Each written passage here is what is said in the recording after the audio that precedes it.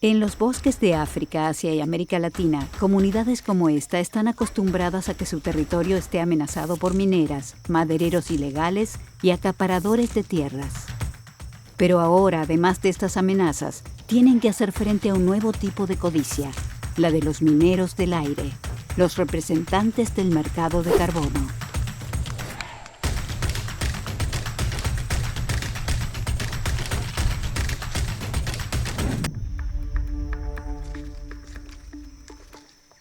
Hemos sufrido mucho acoso por parte de empresas que quieren comprar carbono de nuestras comunidades. Llegaron ellos allá diciéndonos donde que nosotros como comunarios podemos agarrar y vender lo que son los bonos de carbono. Yo desconocía lo que es REDD, lo que son los bonos de carbono, igualmente que mi pueblo, ¿no? Cuando era explotación de madera, veíamos pasar la balsa con los troncos de madera y veíamos como toda nuestra riqueza se iba a otra región.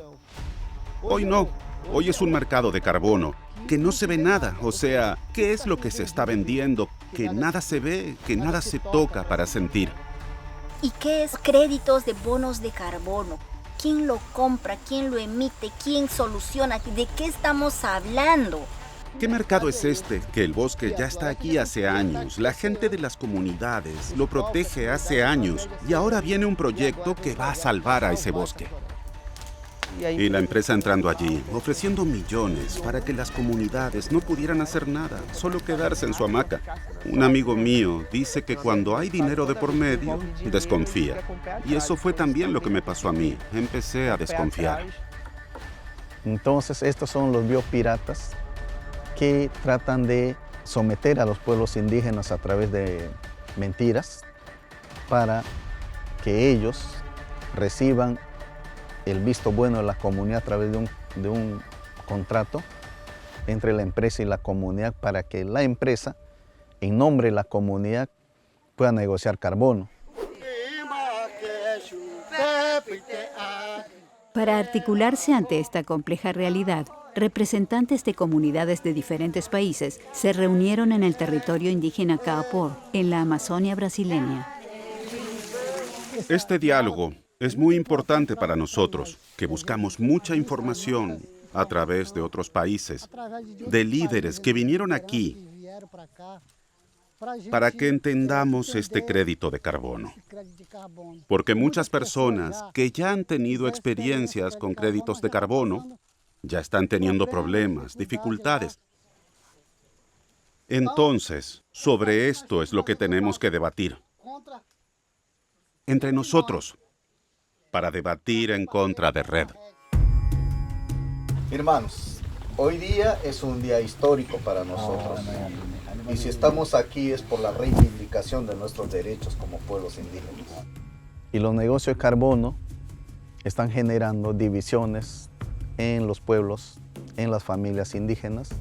Hablaron sobre las diferentes estrategias utilizadas por empresas, ONGs y gobiernos para acercarse a las comunidades y vender créditos de carbono de sus territorios. Ellos fueron muy estratégicos porque utilizaron una persona indígena, la utilizaron para llegar hacia nosotros, pero no hicieron como tal una consulta previa en el resguardo, sino que lo sacaron a la ciudad, le pagaron hoteles, comida, lo atendieron muy bien para poder entrar en proceso.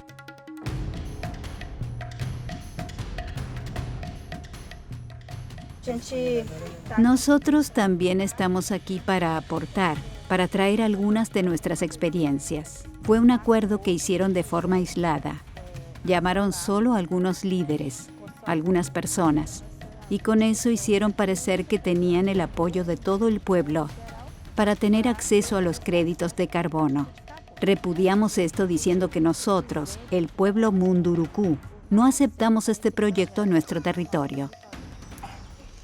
Lo que ellos pidieron fue firmar una pequeña acta comprobando la presencia de los habitantes que estaban en esa reunión. Y después de un tiempo pude descubrir, a través de un documento del proyecto, que esa firma que pidieron sirvió para comprobar que la gente estaba de acuerdo con el proyecto. Y no estaban. Ni siquiera sabían que eso iba a servir para decir que estaban de acuerdo con el proyecto. Cuando descubrí esto, el proyecto ya tenía muchos créditos de carbono que ya habían vendido. Me visitaron 2 personas manifestando querer hablar con la organización de mi territorio. Ellos querían adelantar un proyecto con los niños y con los adultos mayores y llevaron detalles, regalos, invitaron a una reunión en el territorio. Cuando fueron, las mujeres se percataron que ellos fueron sacando un dron. ¿Por qué ese dron? ¿Para qué? Que no, que esto es como para conocer más a fondo. Nos llamó mucho la atención y nos generó la preocupación. Fuimos a la profundidad de eso y nos encontramos de que ya tenían un proyecto establecido en nuestro territorio de negocio de bonos de carbonos, el cual nosotros no teníamos conocimiento. Comenzamos a notar a muchas personas de fuera que percibíamos que no eran de esa región o no eran de ese territorio. Y nos pusimos a investigar para poder entender qué hacían esas personas allí. Así descubrimos que había un proyecto dentro del territorio. Después de 10 años lo descubrimos y logramos iniciar un proceso contra Verra, que certificó ese proyecto red en el territorio de las comunidades. Y así el proyecto fue frenado. No detenido, fue frenado y está en la justicia. No se tenía conocimiento de lo que consiste eso de mercados de carbono. Sin embargo, hubo un contrato firmado de manera inconsulta, sin el consentimiento libre y informado a las comunidades, y al encontrar esa novedad y ese contrato firmado, pues nosotros pasamos a reunirnos en las comunidades, en asambleas, y se concluyó entre todas nuestras comunidades que este contrato no era bienvenido a los territorios, toda vez que tiene un lapso de tiempo, el contrato de 30 años prorrogables a 100 años. El contrato tenía unas cláusulas que no estaban acorde a la cultura, a la naturaleza, no estaban acorde al contexto en nuestra comunidad, en nuestro territorio. Avanzamos en algunas consultas jurídicas, técnicas, y se pasó, digamos, a ser suspendido el contrato hasta tanto se adelante el proceso de consulta previa. Los participantes del encuentro también quisieron saber qué ocurre en comunidades de otros continentes. Para eso vieron testimonios grabados especialmente para ellos. Los testimonios muestran que las mujeres sufren los impactos más graves, aunque sus voces sean poco escuchadas. RED tiene un enorme impacto sobre las mujeres, especialmente en nuestra aldea. A las mujeres de nuestra aldea se les prohibió entrar al bosque. Esto hizo que a las mujeres también se les prohíba cultivar.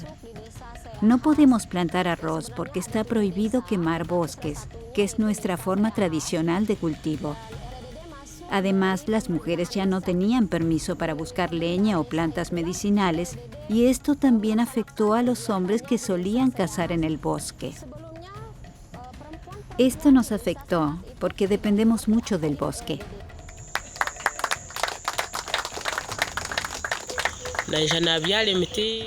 Comencé a plantar árboles para el proyecto de carbono de EcoTrust. Cumplí con el acuerdo plantando los árboles que EcoTrust pidió. A cambio prometieron un dinero que nunca me dieron para poder cuidar de mis hijos. Desde que planté esos árboles nunca gané un solo dólar con ellos, pero tengo hijos que cuidar, que alimentar. Llegó un punto en que no podía garantizarles comida con la siembra de esos árboles. Entonces decidí cortar los árboles y plantar plátanos, como se ve al fondo. Cuando corté los árboles y cultivé alimentos, ellos comenzaron a amenazarme, llamándome por teléfono, por la tarde y por la noche.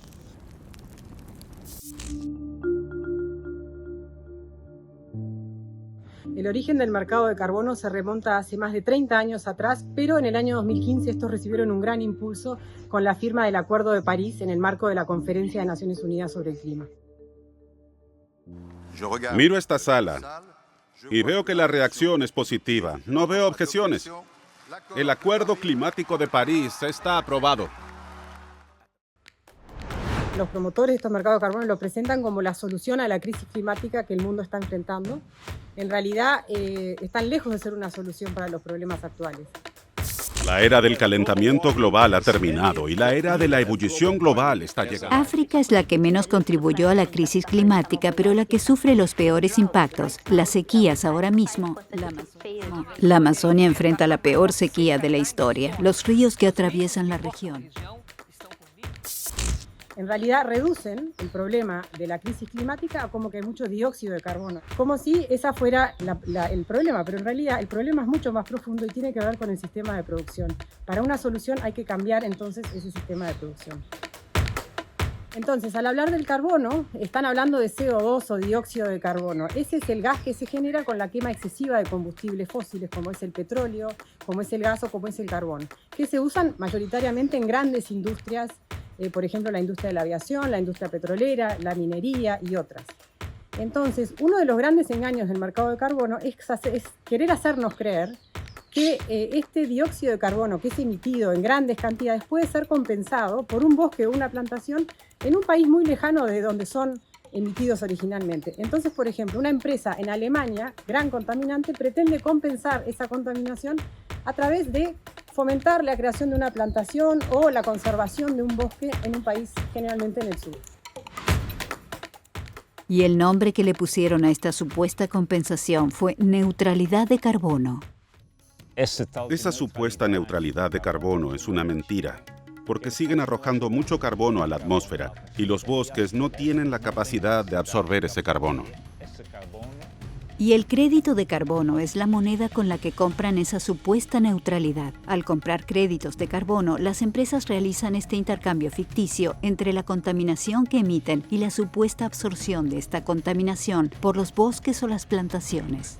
Al crédito de carbono lo llamamos crédito de contaminación porque le da un derecho de contaminación a estas empresas. No es casualidad que entre los principales compradores de créditos de carbono se encuentran grandes corporaciones e industrias que devastan y emiten mucha contaminación, como las petroleras, las empresas de aviación, las tecnológicas y las mineras.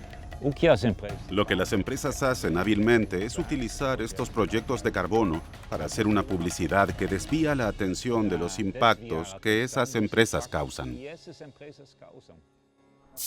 Casi cualquier persona puede comprar créditos de carbono para ayudar a compensar su huella de carbono. Una de las gasolinas más avanzadas del mundo y que ahora es carbono neutral. Entre los principales proyectos de carbono están los proyectos RED, que significa reducción de emisiones de carbono derivadas de la deforestación y degradación de bosques. Lo que hacen estos proyectos es inventar una historia, la historia de que sin el proyecto de carbono el bosque sería destruido. Y lo que sucede es que en estos proyectos, ellos siempre tienen que identificar algún peligro. Porque si no hay peligro de deforestación, no hay proyecto de carbono. Entonces, siempre van a tener que señalar alguna amenaza para el bosque. Y en todos estos proyectos de carbono puede aparecer una maderera como una amenaza o tal vez otro invasor. Pero siempre señalan a las comunidades también como causa de la deforestación. De acuerdo con estos proyectos, cuando una comunidad recolecta leña o usa fuego en una pequeña área de cultivo, estaría causando una destrucción y contaminación semejantes a la que provocan una empresa petrolera o minera. Al identificar a las comunidades como responsables de la deforestación, los proyectos de carbono les terminan imponiendo restricciones y prohibiendo el uso de sus propios territorios. Finalmente, lo que venden estos proyectos no es carbono. Lo que venden es la promesa de proteger los bosques, diciendo que las comunidades no saben o no pueden protegerlos por sí mismas. A esa promesa la llaman crédito de carbono. Estos créditos de carbono son certificados por entidades como Verra, involucrada en diversos escándalos, y pueden ser vendidos por empresas privadas o por ONGs. Los gobiernos también pueden llevar a cabo proyectos RED en áreas mucho más grandes que pueden abarcar varios territorios. Son los llamados red jurisdiccional o red de gobierno. Pero en realidad eso no disminuye los riesgos ni hace mejores los proyectos para las comunidades. El mecanismo es perverso, porque donde hay proyectos RED, no es en los lugares donde hay mucha deforestación. ¿Por qué? Porque hacer grandes monocultivos de soja, de palma aceitera, hacer minería a gran escala es mucho más lucrativo, da mucho más dinero que estos proyectos de carbono. Entonces, ¿qué se hizo? Llevar estos proyectos a las áreas de bosques que no están en peligro. Y en esas áreas siempre hay comunidades. Por eso los territorios de muchas comunidades están en la mira del mercado de carbono. Con una lógica racista y colonial, este mercado desató una nueva ola de acaparamiento de tierras en el sur global. A través de este encuentro, de este diálogo, de este intercambio de experiencias, llegamos a entender que todos estamos pasando por lo mismo. Entonces, para nosotros es fundamental entender que REDD ya ha perjudicado varios territorios, comunidades y personas. Es alarmante para nosotros conocer esta realidad, cómo van firmando contratos con los pueblos indígenas con diferentes variantes, entonces son contratos muy peligrosos donde podríamos fácilmente nosotros ser engañados y ser atrapados en estos proyectos y luego enfrentarnos a los efectos, a los impactos, y cuando ya es muy tarde, y además estos contratos serían de muy largo plazo. Cuando estos proyectos llegan a las comunidades, no reconocen nuestra forma de vida. No reconocen nuestra forma de vivir. No reconocen nuestras culturas ni nuestras costumbres, nuestras tradiciones y sobre todo nuestro conocimiento tradicional, que siempre ha sido transmitido de generación en generación, en el cual utilizamos la naturaleza como forma de subsistencia. Básicamente se trata de restringir y prohibir tocar estos territorios, es decir, tocar los bosques en la manera como lo veníamos haciendo los pueblos indígenas. Entonces es un proyecto que viene de arriba hacia abajo. Entonces hay dos visiones sobre el territorio. La visión de la comunidad, de nosotros como pueblos y comunidades tradicionales, y la visión de las grandes empresas capitalistas que están en el mercado queriendo sacar más ganancias y seguir contaminando.